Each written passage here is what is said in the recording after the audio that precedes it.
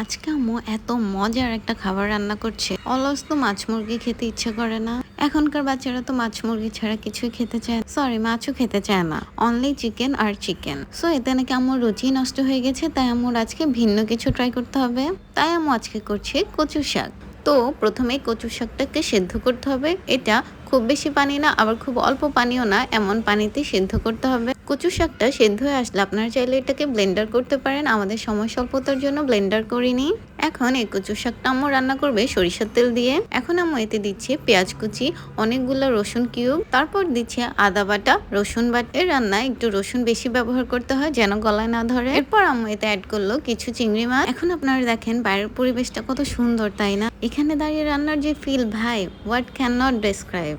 যাই হোক, এরপর আম্মু এতে দিল কাঁচামরিচ ও কাঁচা আম। এরপর আম্মু দিল হলুদ গুঁড়া, মরিচ গুঁড়া, ধনিয়া গুঁড়া। এখন এটা দেখেন, আমি তো বুঝিনি এটা কি। এটা হচ্ছে গুঁড়া চিংড়ি পেস্ট। তারপর এতে দিয়ে নিচ্ছে সেদ্ধ কচু শাকগুলা। এখন ভালো করে নেড়ে চেড়ে এটা ঢাকনা দিয়ে রাখতে হবে কিছুক্ষণের জন্য।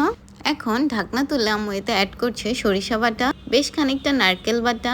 তারপর ভালো করে নেড়ে চেড়ে আবার কিছুক্ষণ রান্না করলে রেডি আমাদের সর্ষে কচু।